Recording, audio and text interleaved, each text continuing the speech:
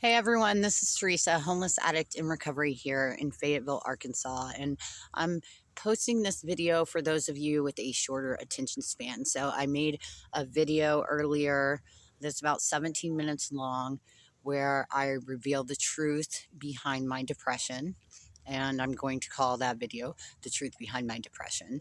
And it's just talking about my feelings and some of the things that have led me to where I am right now and that have happened in the last year and what I have had to work from and the reasons why I'm as upset as I am about some of the things taking place around me and my environment and things like that. And if you don't watch the whole video, then you won't understand if you just watch bits and pieces. So please, no negativity or criticism.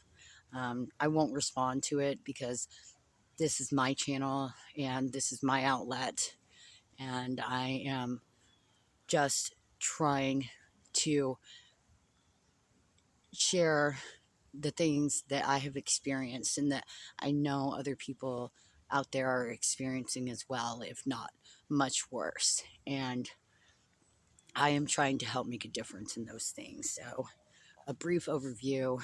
In January, I threw myself off of a bridge because I was facing a felony and I was recovering from a methamphetamine addiction. And because of trauma and being in isolation for 3 months and going clean off of methamphetamines, I had severe damage to my memory and a very debilitating depression, and I could hardly remember how to dress myself. So, also, what led to that felony was I was the victim of an attack, and when I went to the police for help, instead of receiving help, they said that I was publicly intoxicated and they arrested me. And I suffered a very severe episode of PTSD because of the multiple traumas that I had been through. And I had a bite mark on my face, I had bruises. So it's not like I had no evidence to corroborate what I was saying, but because I was so panicked and I couldn't calm down, they didn't listen to me and they arrested me.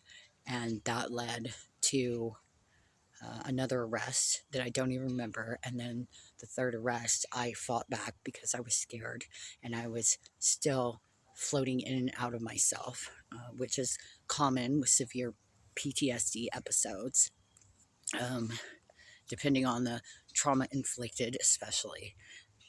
I later found out from my psychiatrist, and I qualified for mental health court, but I couldn't be in isolation anymore. So I pled guilty to the felony conviction of second-degree battery on a police officer, and that's pretty much left me where I am right now, which I wouldn't change because I'm forced to work on myself, and that's a good thing for me. So there's a reason why everything happens.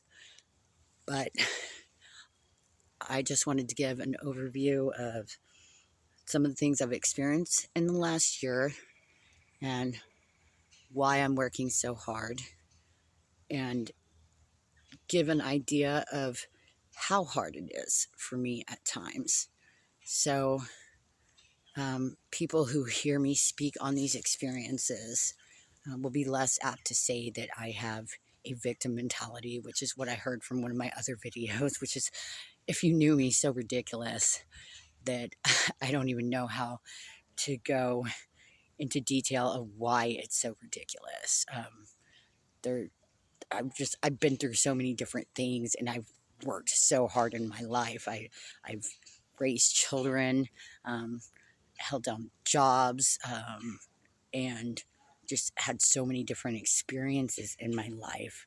I lived so many lives before I ever became homeless in the first place, and underwent severe childhood trauma by myself with nobody there to help me. And really haven't stayed stuck on any of those things. I've just learned from them. And so I try to speak about them to help other people, or to try to explain to other people to be easy or understanding on me in certain areas. And I don't think that that's wrong to ask for. I'm not blaming somebody else or asking the world to cater to me. I'm doing what I feel like we should all do. We should all be gentle with each other and try to understand, within reason, uh, that we all have different things that we've gone through. And if we approach each other with attitudes of understanding, well, this world would be a different and better place. And basically, that's why I'm telling you guys all of this.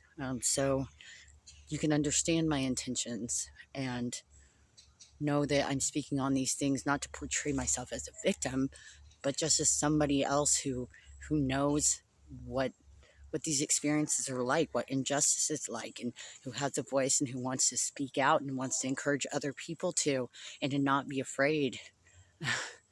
And I'm tired of feeling alone in speaking out. So I hope somebody out there is listening. I know you guys are. I have a lot of supporters, and I want to thank you.